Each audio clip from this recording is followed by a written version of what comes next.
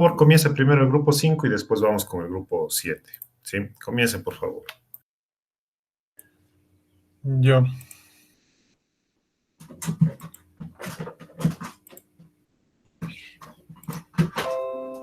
¿Se pueden ver ahí, compañeros? Sí se ve, compañero. Ya. Bueno, vamos a hablar acerca de nuestra aplicación.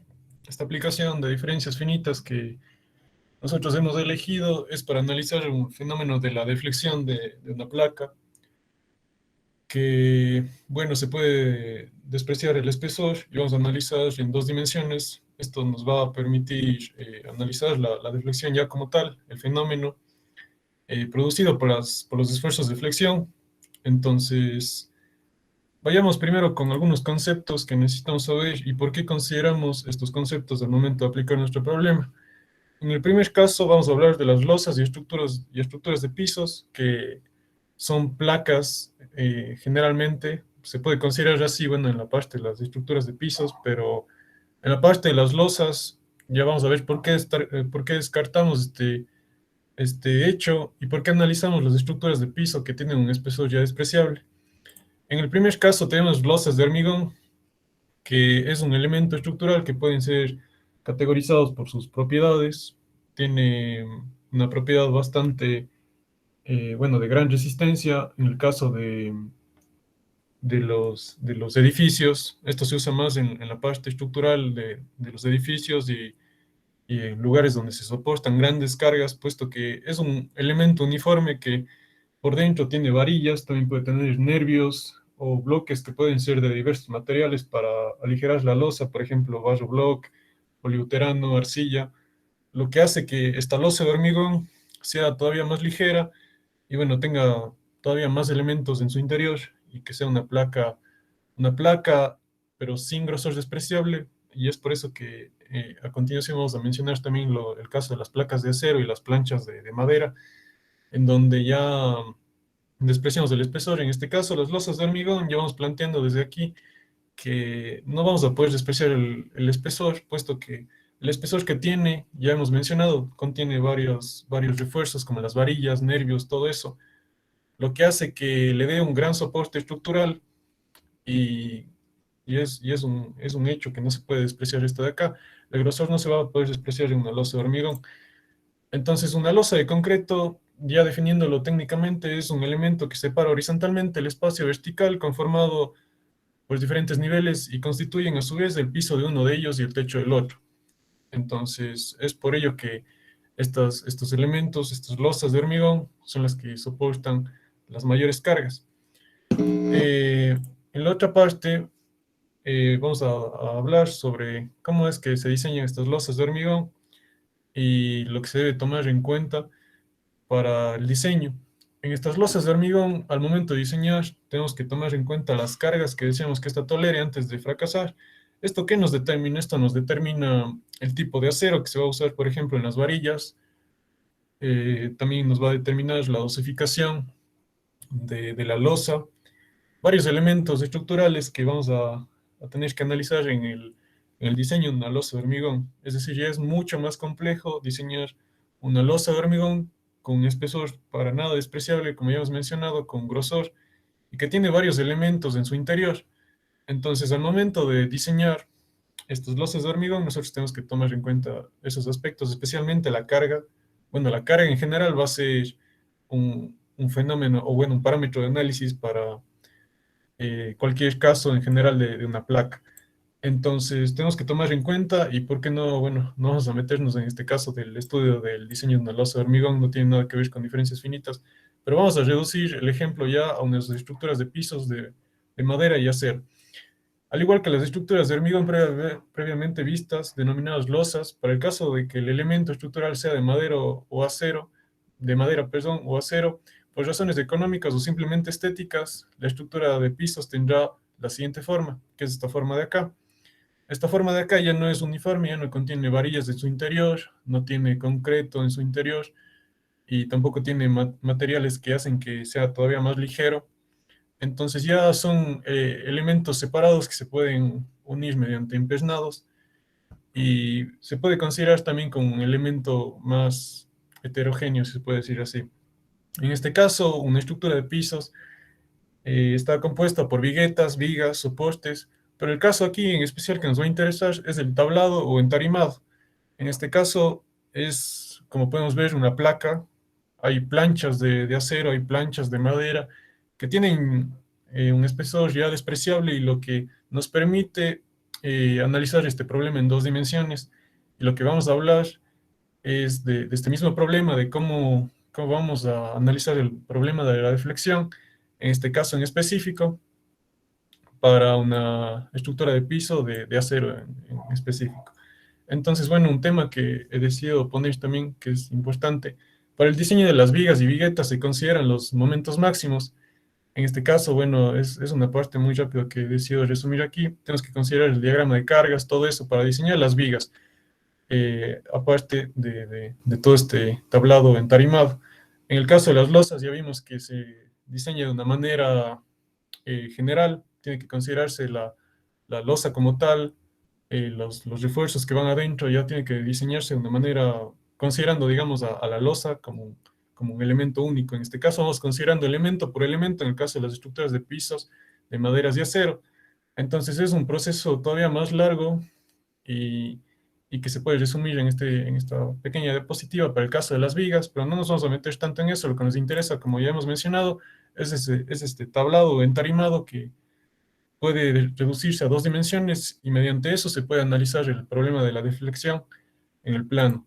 Entonces, bueno, aquí solamente detalla que vamos a estudiar las deformaciones o deflexiones del tablado entramado, ya hemos mencionado eso, y no nos vamos a meter mucho en el cálculo de momentos ni nada de eso en el caso de las vigas.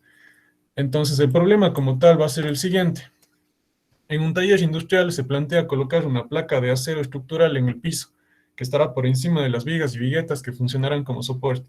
En este caso, la estructura en general que vamos a considerar es una estructura de acero con vigas de acero que tienen una gran resistencia a la compresión y a la tensión, no mucho, casi las mismas propiedades que el hormigón. Bueno, el hormigón tiene una mayor resistencia todavía, pero dicha estructura va a estar bajo maquinaria pesada que tenderá a deformarse y la aproximación del peso de la maquinaria completa será Q de 33.6 kN sobre metro cuadrado con un módulo de elasticidad de 200 gigapascales para el caso del acero de la plancha.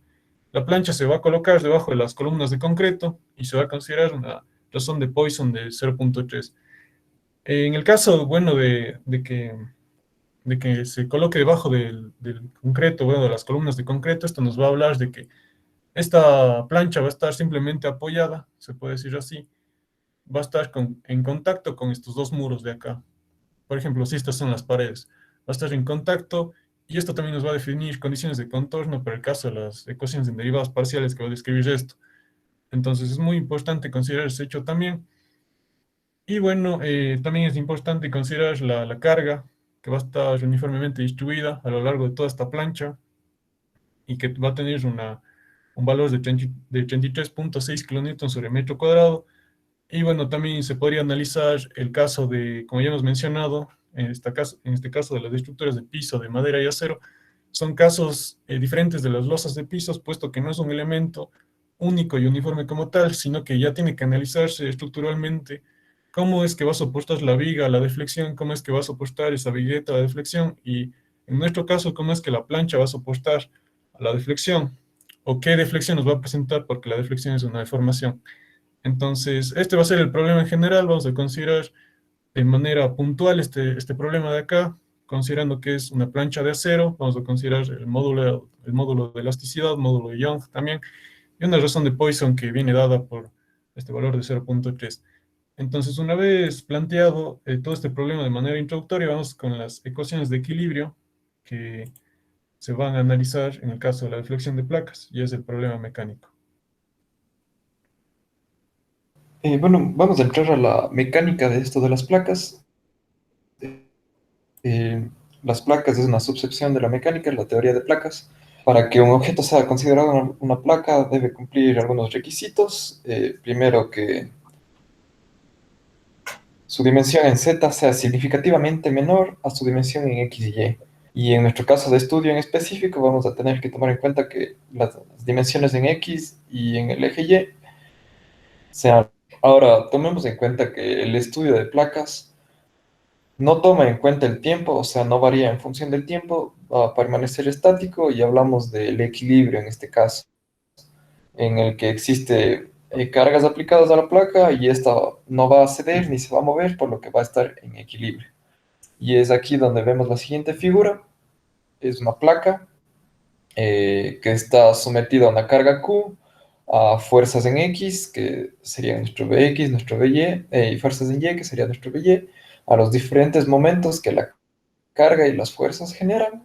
eh, y esto aplicado a un nivel diferencial, obviamente, a un nivel infinitesimal, donde donde veremos varios momentos respecto al delta X y nuestro delta Y, que intentaremos tender a cero, y ese será nuestro paso inicial para poder plantear ecuaciones diferenciales que modelen las placas, que es lo que nos interesa, que modelará la placa de acero que vimos previamente. Pásale, por favor. Comenzamos, como en todo problema de mecánico, eh, diciendo que en todo problema mecánico estática que nuestras fuerzas son igual a cero. En este caso, nuestras fuerzas en Z son igual a cero. Aquí veremos que nuestras fuerzas en Y por los diferenciales en X, más las fuerzas en Y por la derivada de las fuerzas y nuestro diferencial en Y así una ecuación un poco larga, menos nuestra carga por los diferenciales en X y Y, va a ser igual a cero. De toda esta ecuación bastante larga, que es básicamente la sumatoria de las fuerzas que vimos anteriormente, podemos llegar a la siguiente ecuación, que dice que nuestra derivada de las fuerzas en X respecto a X más la derivada de las fuerzas en Y respecto a Y va a ser igual a la carga. Es una ecuación un poco simple si la vemos de esta manera, pero esta nos servirá para llegar a ecuaciones más complejas y modelar de mejor manera la deflexión en sí. Siguiente, por favor. Ahora pasamos al equilibrio de momentos, en donde nuestros momentos respecto a z van a ser igual a cero. En este caso ya la ecuación es bastante compleja, no la voy a describir, pero básicamente llegamos a las ecuaciones de abajo. Bueno, en este caso describimos el momento respecto a x en la ecuación de arriba, pero también se puede hacer lo mismo con el momento en z, con el momento en y básicamente nos darían dos ecuaciones similares. Para el momento en x, vemos que la fuerza en x es igual a la derivada del momento en x respecto a x, menos la derivada del momento en x y respecto a y. Y para la fuerza en y veremos que es igual a la derivada del momento en x y sobre respecto a x más la derivada del momento y respecto a y. Ahora tenemos estas ecuaciones para la fuerza respecto al momento y antes teníamos ecuaciones de la fuerza que nos igualaban a la carga. Siguiente. Entonces procederemos a unir estas dos ecuaciones y lo que nos da será la ecuación de arriba a la izquierda, que nos dice que nuestra segunda derivada del momento en x respecto a x menos dos veces la segunda derivada de nuestro momento x y respecto a x y a y, más la segunda derivada del momento y respecto a y, va a ser igual a menos la carga, o sea, menos 1 por la carga. Y tomando en cuenta las ecuaciones de momento que no explicamos aquí porque es algo tedioso, respecto a la deflexión, donde la deflexión en z la llamaremos W, que será igual a delta z de todas formas. Tenemos estas ecuaciones para los momentos en x, y y en x, y respectivamente.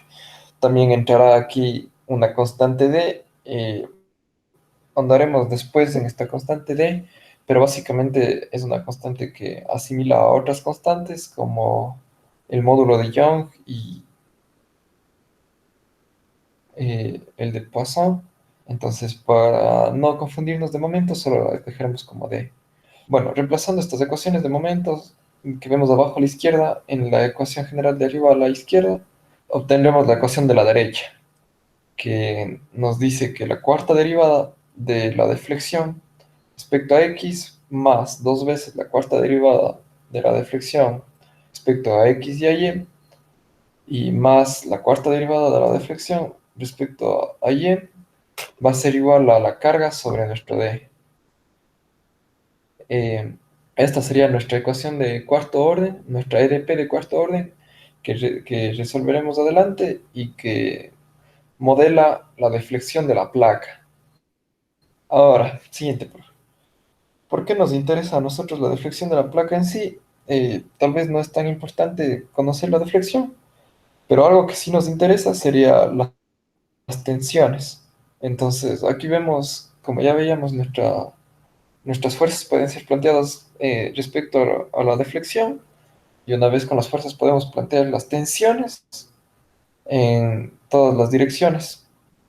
Con nuestras tensiones, nosotros podremos, conociendo nuestras tensiones, en este caso respecto a XY y XZ, y también de YZ, nosotros podemos plantear el tensor de tensiones, que es algo que hemos visto bastante en la materia de mecánica de medios continuos, y podremos resolver este tensor de tensiones para encontrar la tensión máxima que es aplicada sobre esta placa. Y dadas las propiedades de nuestros materiales a estudiar, podemos conocer si esta placa bajo estas tensiones va a fracasar o va a las cargas previstas. A continuación procedemos ya, aquí vemos ya cómo se plantea el tensor de tensiones, y también la idealización de respecto a las direcciones generales, y a continuación procederemos a resolver numéricamente nuestra EDP planteada antes. Ya, ahora vamos a continuar con la resolución numérica, para la cual vamos a tener en cuenta que la carga es de 33.6 kilonewtons por metro cuadrado, la razón de Poisson de 0.3, el espesor de la placa de 10 a la menos 2 metros, el módulo de elasticidad de 2 por 10 a la 11 pascales y delta X y delta Y igual a 0.5 metros. Ya, entonces, si consideramos que la placa es cuadrada y está apoyada simplemente en sus extremos y sujeta a una carga por unidad de área, que es Q, la deflexión en la dimensión Z se determina resolviendo las ecuaciones diferenciales parciales, en este caso una elíptica, la cual nos dice que la derivada cuarta de Z con respecto a X más 2 veces la derivada parcial cuarta de Z con respecto a X y a Y, más la derivada parcial cuarta de Z con respecto a Y es igual a Q sobre D. Y también tenemos en cuenta que tiene condiciones de frontera en los extremos, donde la flexión y la pendiente normal a la frontera son 0. Y ahora vamos a considerar el parámetro D, el cual es la rigidez de la flexión, y es igual a E por delta Z al cubo sobre 12 por 1 menos sigma al cuadrado, en el que sigma es la razón de Poisson. Bien, ahora vamos a definir una nueva variable u, que es igual a la derivada de segunda de z con respecto a x más la derivada segunda de z con respecto a y. Entonces la EDP elíptica que teníamos al inicio, que es de cuarto orden, la podemos reducir a una de segundo orden. Y de esta manera el problema se reduce a resolver de manera sucesiva dos ecuaciones de Poisson. En la ecuación que tenemos anterior, que es de segundo orden, vamos a obtener a u sujeta a una condición de frontera en u igual a 0 en los extremos, y luego a z sujeta a la condición de z igual a 0 también en los extremos. Bueno, ahora continuando, vamos a hablar cómo sería la estrategia a seguir para poder resolver esta ecuación que se nos impuso al momento de encontrar estas informaciones. Encontramos aquí la ecuación de derivadas parcial, que siguiendo las diferencias finitas, lo que tendríamos que realizar sería reemplazar la diferencia finita de cuarto orden en cada uno de los términos. Pero si nosotros realizamos esto, lo que nos llegaría a tener es una ecuación demasiado grande y muy tedioso al momento de resolverla. Entonces, como mencionó mi compañera, se puede realizar esta ecuación, se puede utilizar esta ecuación en dos ecuaciones con sus valores de frontera en los extremos de u igual a 0 y z igual a 0. Que, pásale por favor, podemos representar esa ecuación que teníamos antes de derivadas parciales, en esta ecuación de derivadas parciales, que tenemos aquí la diferencia finita de segundo orden que tenemos que reemplazar en cada uno de los términos, lo que nos quedaría la ecuación en la parte inferior, que en esta ecuación nosotros ya conocemos los valores de la carga Q, los valores de la rigidez de D y cada uno de los parámetros pertinentes para la ecuación. Reemplazando cada uno de estos parámetros, lo que nosotros podemos llegar a encontrar es la ecuación que se va a mostrar a continuación. Pase, por favor, que es la ecuación que se presenta aquí. Esta ecuación, como conocemos también, que ya se había mencionado que los valores de frontera para U va a ser igual a 0, entonces podemos encontrar las siguientes ecuaciones, lo cual se puede armar un sistema y poner en notación matricial, que es la matriz que se presenta en la parte de abajo, que los valores que están en blanco son valores de 0. El siguiente paso a realizar sería encontrar los diferentes valores de U.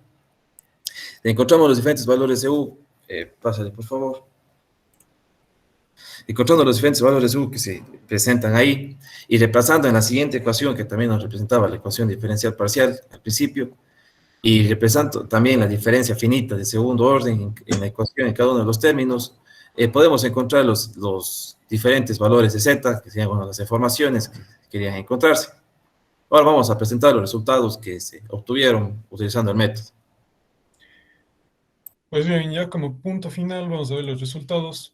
En este caso, bueno, ya resumiendo todo, después de considerar que va a ser una placa de acero, que va a sufrir una deflexión, considerando también que la ecuación de cuarto orden que habíamos presentado, que de hecho está por esta parte de acá, a ver, esta de acá, se redujo a un sistema de dos ecuaciones en derivadas parciales de segundo orden, lo que nos simplificó muchísimo el problema, considerando también que la forma matricial de diferencias finitas es esta matriz de acá, y esta va a ser la forma algebraica. Ya vamos a presentar los resultados, en donde los nodos que se han analizado en este caso, vamos a tener una discretización. En el caso de esta placa, nosotros, como sabíamos que delta X va a ser igual a delta Y en una placa de largo de 2 metros, vamos a discretizar cada 0,5, entonces eso nos va a dar una matriz de 3 por 3, si se puede decir así. En cada nodo vamos a tener una deflexión única que se ve representado por estos valores de acá, y que de hecho es muy interesante saber también que estos valores de los nodos, en los extremos, tienen valores muy parecidos, y de hecho son los menores de todo este análisis, de todos los cálculos que hicimos, y esto se debe a que nosotros consideramos que están simplemente apoyadas, que hay apoyos en los extremos de la placa, y esto va a resistir de cierta manera todavía más, además de considerar también el módulo de resistencia D y el módulo de Young que se considera. Esto va a resistir todavía más el hecho de que esté simplemente apoyado en los extremos, y nos va a dar una deformación menor, como se ve en este caso, una deflexión en términos más ya técnicos. Entonces, estos van a ser los resultados finales para cada nodo que hemos discretizado en una malla de 3×3. Esto se puede ver de esta manera. Bueno, la gráfica es una gráfica muy rigurosa, si puedo decir así, muy rígida, debido a que la discretización que hemos hecho es una discretización ya por diferencias finitas. Bueno, el método se trata de eso, y solamente nos dio valores puntuales, lo que hace que se trace este plano de acá. Pero esto ya nos representa cómo va a ser la placa deformada y en dónde se va a ubicar, por ejemplo, la deformación máxima, que sería en este punto más o menos, que ya sería la mitad de la placa. Bueno, en la mitad por ejemplo, sería aquí en 1 y en 1 también. Se va a producir la deformación máxima. Tiene sentido también porque se considera el peso. Entonces, esto implementado en Python resulta de una manera muy sencilla, como ya habíamos mencionado. No consideramos el hecho de tener diferencias finitas de cuarto orden, puesto que va a resultar una matriz muy extensa, nos va a a demorar, de hecho, el cálculo bastante y, de hecho, lo manual también, deducir la matriz, todo eso va a ser muy tedioso y hasta conseguir una fórmula de diferencias finitas para una derivada cruzada va a ser muy complicado. En este caso, la reducción que se presentó de dos ecuaciones de Poisson de segundo grado nos permitió resolver dos sistemas sucesivos. Este sistema sucesivo, bueno, ya hemos mencionado, todo esto son las constantes, los coeficientes se determinan acá, la matriz que se determina es acá, ya hemos presentado en una diapositiva anterior también, y la B va a ser la matriz de coeficientes que vamos a igualar a la matriz, y esto solucionando para U y para Z simultáneamente, y bueno, solamente para Z se debe multiplicar por un valor. Tenemos ya los valores como tal de deflexión en el eje Z. Bueno, primero, para que se pueda ver, son los que nos arrojó el valor. Esto haciendo que D, o el módulo de rigidez a la flexión, sea mucho menor. Por ejemplo, en este caso vemos que está elevado a la 10 a la cuarta, podemos reducirle a 2, por ejemplo. Va a dar una deflexión todavía mucho más grande, ya en este caso va a ser por menos 1000, por ahí más o menos, aquí se ve 1082, va a estar la deflexión máxima. Si cambiamos el módulo de rigidez de la flexión, por ejemplo, a 500, va a presentar una menor deflexión o deformación, como se ve acá. De hecho, decrementa muy rápido en este caso. Y bueno, vamos a dejar con el valor original que hemos considerado para este problema. También hemos considerado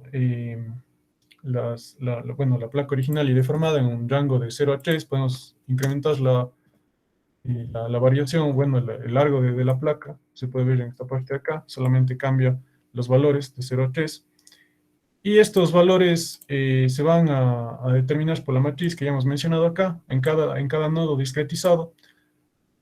Toda esta discretización se realiza de una manera muy aproximada. De hecho, nos dio esa matriz que, bueno, no puede ser tan aproximada en este caso, puesto que está por diferencias finitas de segundo orden, pero si le aproximamos por cuarto orden y consideramos algún truco, no sé, matemático para hacer que la derivada cruzada de x y de y de segundo orden, perdón, de cuarto orden, tenga una representación en diferencias finitas, esto nos va a dar una matriz todavía mucho más extensa y va a ser diagonal también, lo que nos va a permitir resolver todo este problema, considerando también condiciones de contorno, considerando nodos ficticios que vamos a necesitar para resolver todo este problema de la deflexión de una placa, perdón.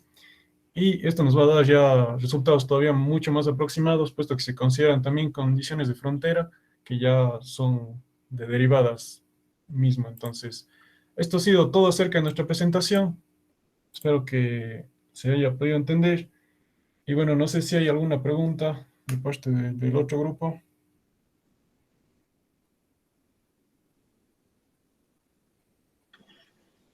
Sí, compañero, tal vez porque el valor de Z debería ser más pequeño. ¿El valor de Z en qué parte?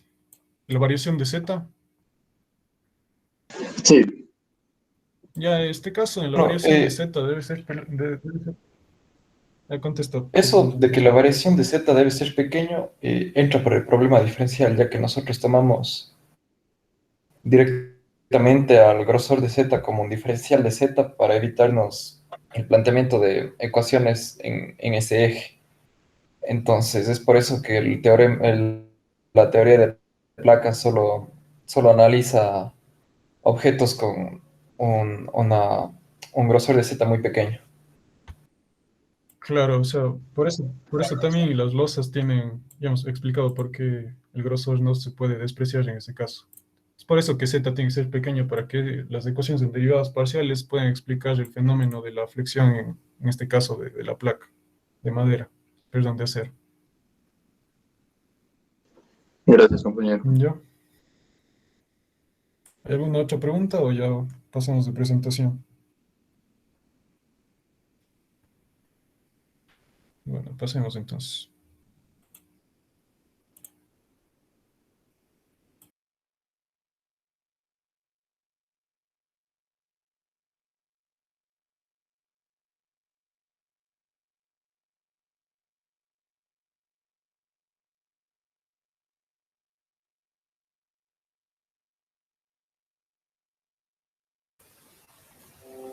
Listo, compañeros. No sé si tal vez mi pantalla se está viendo. Sí, sí, compañero, sí se observa. Listo. Entonces, bueno, vamos a hablar de lo que son las diferencias finitas aplicadas a una viga. Sí, entonces, a continuación, seríamos el grupo 7 por diferencias finitas, ¿no? La aplicación directamente a una viga. A continuación, mi compañero... Vamos a ver una pequeña introducción de algunos conceptos, tanto de diferencias finitas como de lo que se puede definir a una big y de lo que se quiere analizar. Pásale, porfa. A la viga nosotros le vamos a definir como el elemento estructural que normalmente se coloca en posición horizontal, como hemos analizado en los problemas de las otras asignaturas, y que se puede apoyar sobre pilares destinados a soportar cargas. ¿Por qué queremos nosotros analizar en este caso las aplicaciones sobre la viga? Es porque eso, gran parte de la ingeniería civil está basada en esto, en apoyos como este. Ahora veamos lo que es una diferencia finita.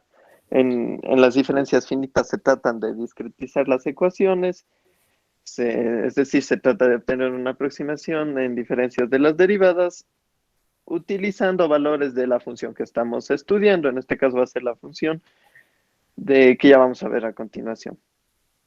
Las aproximaciones pueden ser obtenidas por series de Taylor y en caso de funciones de varias variables tenemos que hacer un mallado como se observa en la figura de la parte izquierda con paso de x y y constante. Para hacer una aproximación de la derivada en y, tenemos que tomar un punto constante en x y podemos ir con pasos hacia adelante o hacia atrás, o viceversa si se quiere hacer aproximación en derivada en x. En este caso, x y tiempo para nuestros problemas. Vamos a ver las para ecuaciones parabólicas. Es decir, cuando tenemos de nuestra fórmula general de nuestra ecuación diferencial, tenemos que el b cuadrado menos 4ac es igual a 0. Entonces vamos a analizar la ecuación parabólica, un caso que ya van a explicar mis compañeros por los 3 métodos y vamos a realizar ciertas comparaciones de los resultados. Listo. Lo primero sería definir qué es un programa parabólico, como habíamos visto cuando se tiene una ecuación parabólica. Dadas ya condiciones iniciales y de contorno, se llama un programa parabólico. Bueno, analizando el problema, lo que vamos a hacer es tratar de resolver donde haya una distribución de temperatura en un cuerpo isotrópico. Un cuerpo isotrópico quiere decir que la conducción térmica en cada punto es dependiente de la dirección del flujo del calor. ¿Sí? Esto mediante una modelación en la ecuación parabólica nos queda de esta manera, donde C, G y H son funciones de X y Z, donde H sería la conducción térmica, donde G sería la densidad del cuerpo y donde C el calor específico, y que más adelante vamos a deducir esta fórmula, reducir un poco. Entonces, por ejemplo, podemos aplicar en lo que es la distribución de temperatura una varilla de longitud L, sí siendo la ecuación, ¿sí? La derivada de U con respecto al tiempo, que es igual al alfa al cuadrado, o la derivada de U con la segunda derivada con respecto a X. Sí, en este caso vamos a aplicar para una varilla de longitud L, siendo f de X el seno de pi de X, ¿sí? Para nosotros poder resolver. La solución numérica en qué es lo que se basa, es en transformar los problemas parabólicos, en este caso, mediante el método de diferencias finitas, en sistemas de ecuaciones, ya sean lineales o no lineales, en nuestro caso lineales, cuyas incógnitas son valores aproximados de la solución en los puntos elegidos, ya sea en el dominio espacial o en el dominio temporal. Listo, a continuación. Sí, Bueno, ahora vamos a presentar un poco sobre las soluciones numéricas por las diferencias por los diferentes métodos. Vamos a comenzar explicando por la diferencia finita progresiva, que sería nuestra diferencia finita explícita, nuestro método explícito, donde, recordando un poco, se estima el gradiente de una función f de x en un punto que sea x sub i, donde a partir de la serie de Taylor se tiene la primera expresión que se puede ver de f de x sub 0 más delta x, y para encontrar la derivada tenemos que f' de x sub i es igual a f de x sub i más 1 menos xi menos, sobre delta x, donde podemos ver que se ocupa en este caso el xi más 1, debido a que es una diferencia finita hacia adelante, y en la gráfica tenemos la recta negra, que sería nuestro valor real, mientras que la azul sería nuestra aproximación. Esto quiere decir que si el delta x va haciéndose cada vez más pequeño, se va a aproximar al valor real, que sería nuestra derivada en la función que sería nuestra roja, en nuestra función que estamos ocupando en este caso. Ahora vamos a explicar el método explícito del ejemplo que había propuesto mi compañero, donde tenemos que u de t es igual a alfa al cuadrado, u de la segunda derivada con respecto a x, donde vamos a, como dijo mi compañero, está definido desde 0 hasta L, incluidos los extremos, y como siempre se sabe, el tiempo tiene que ser positivo. Donde al momento de reescribir las ecuaciones se presenta de la siguiente manera: u de x, t más k, menos u de x, t sobre k. En este caso se puede ocupar el t más k, debido a que estamos ocupando nuestra diferencia progresiva, como había mencionado, y se iguala a un alfa al cuadrado por nuestra derivada también. Donde al momento de reescribir esto, tenemos un u en la posición i, j más 1, menos u, j sobre k, y igual a un alfa al cuadrado u en la posición i más 1, j, menos 2 ui j, más u menos 1, j sobre h al cuadrado.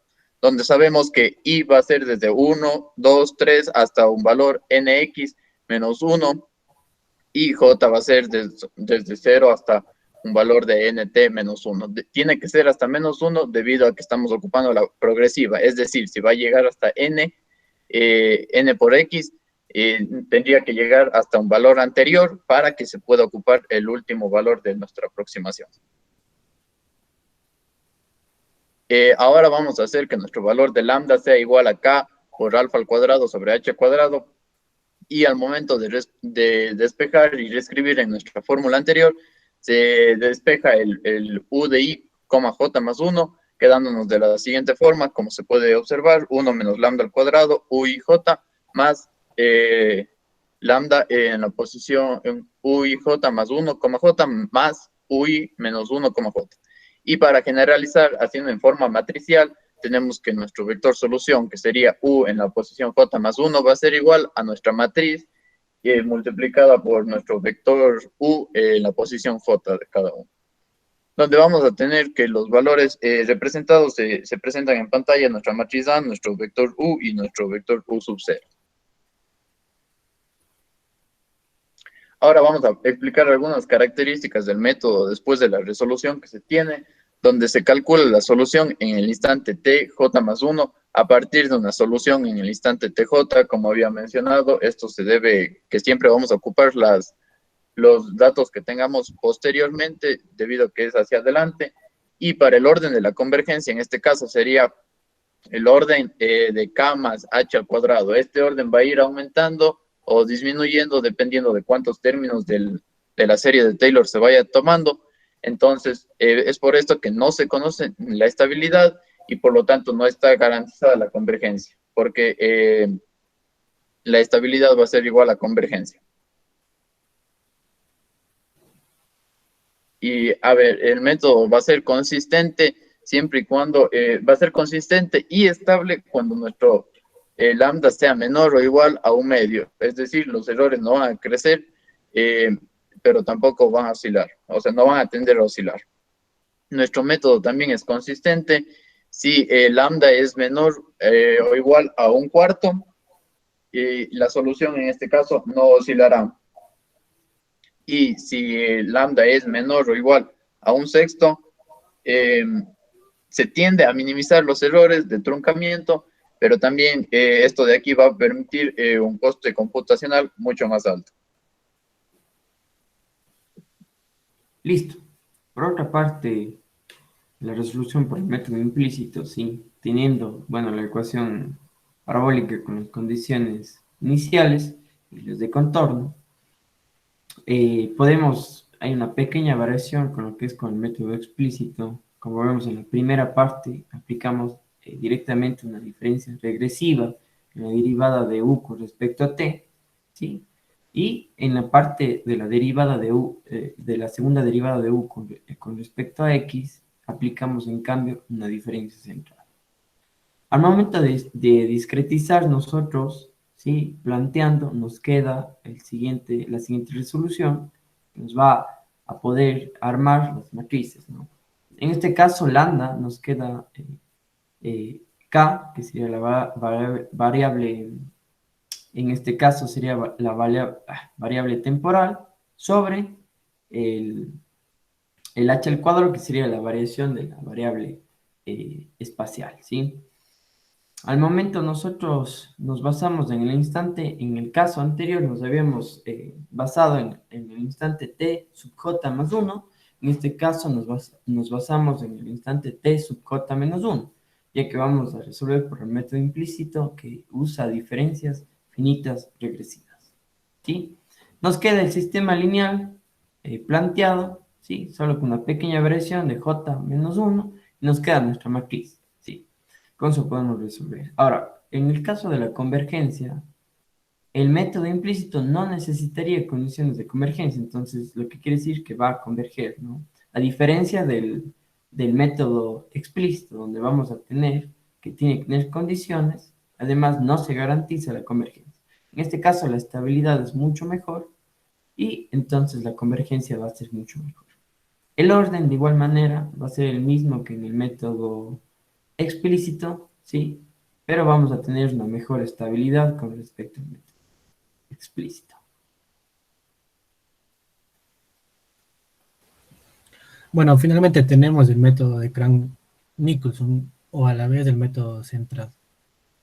En este método vamos a utilizar diferencias centrales para aproximar la derivada de primer orden, de ahí su nombre.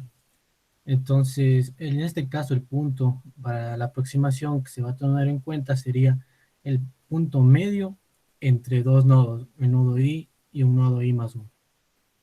Este método tiene una exactitud de segundo orden, es decir, su convergencia es de grado 2.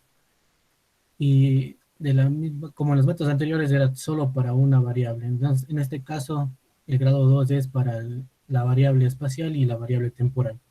Presentamos la fórmula del método y donde podemos observar que prácticamente es la media aritmética entre la aproximación del método progresivo y la aproximación del método regresivo. Listo, para resolver con este método, el objetivo de esto sería prácticamente encontrar las dos matrices para este método, donde vamos a usar un lambda igual a los anteriores, con la variable temporal k y la variable espacial h, y con un alfa que vendría a ser la difusividad de calor en la ecuación. Para este método también cabe recalcar que no se necesita condiciones de convergencia y el orden de convergencia que es de grado 2, tanto para la variable espacial y temporal. Bueno, aplicando este método a la ecuación que nos hemos planteado para la varilla, la cual es la derivada de u con respecto a t, que es igual a la segunda derivada de u con respecto a x, en este caso con un alfa que sería la difusividad térmica igual a 1, donde x estará expresado desde 0 a 1 con un tiempo mayor a 0, mayor o igual a 0. Y tenemos las condiciones de contorno, donde u de 0 de t, que es igual a u de 1 de t, y a la vez estas son iguales a 0, con un t mayor a 0. Y con la condición inicial, donde tenemos que el f de x, que en este caso vendría a ser seno de pi x, para un x que está comprendido en el intervalo de 1 a 0. Además de esto, vamos a tener que para la variable espacial, tenemos un error prácticamente de 0.001 y un K, que sería la variable espacial, perdón, temporal, de 0.01. Aplicando el método ya programando, tenemos este resultado, donde hemos comparado con la condición inicial, que a la vez vendría a ser cuando un t es igual a 0. Y bueno, cabe recalcar que hemos hecho con este método, puesto que es el mejor, debido a que tiene un grado 2. Además, podemos observar que la exactitud para este intervalo de 0 a 1 es bastante buena, se podría decir. Listo. Por otra parte, podemos ver los resultados ya aplicados, ¿sí?, directamente al ejemplo anterior. Aquí tenemos los tres diferentes métodos, que sería el explícito, el implícito y el de Krag, que sería el diferencias centradas, ¿no? Podemos ver las aproximaciones bastante buenas, ¿sí?, siendo claramente el método centrado el mejor. Por otra parte, ¿qué pasa si el tiempo va creciendo? Sí, de hecho no tenemos un cambio muy significativo, pero igualmente seguimos siendo el método de diferencias centradas, siendo el mejor método de aproximación en este caso. Sí, que cumpliría con lo que sería la teoría. A continuación, mi compañero va a presentar un poco lo que es el código de esta parte de aquí, ¿sí? Y si hay alguna pregunta, sería bastante bueno.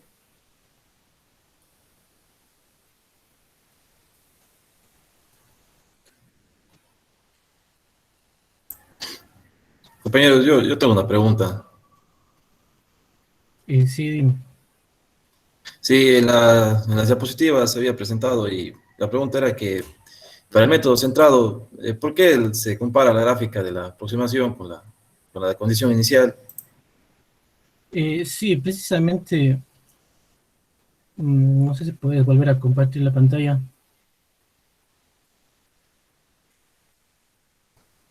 Claro. Justo en esa diapositiva. En esta parte. Exacto. Bueno, centrándonos primero en lo que es la condición inicial, vemos que es un u de x de 0, es decir, para un tiempo igual a 0. Y como es la condición inicial, podemos decir también que es una solución para un t igual a 0. Entonces, también la solución analítica o aproximación, perdón, hemos hecho para un t igual a 0. Entonces, prácticamente es al mismo tiempo la condición inicial y la solución analítica para un tiempo igual a 0. Entonces, por eso se ha comparado entre ellas. Listo, compañero, gracias.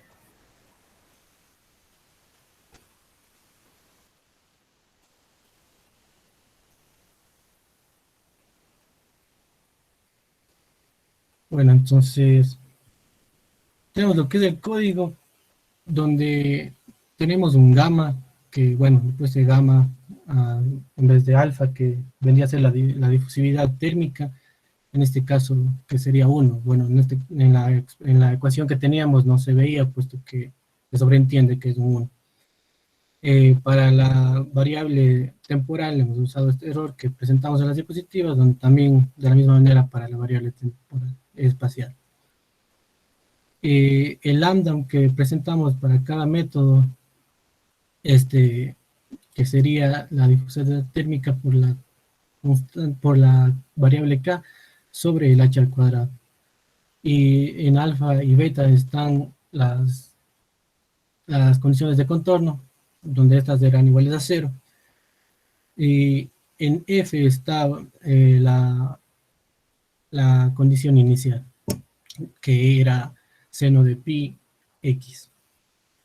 Bueno, el objetivo, como había dicho, era generar las matrices A y B, donde estas columnas y filas de columnas las hemos determinado en estas líneas 13, 14 y 15 para la matriz A, que es esta, y para la matriz B en las líneas 18, 19 y 20, generando así la matriz B. Finalmente aplicamos el método solo para 10 iteraciones, sabiendo que, bueno, es una exactitud buena.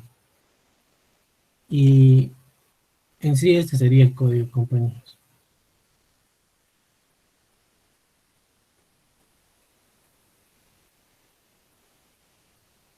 Tal vez otra pregunta, compañeros, o finalizamos.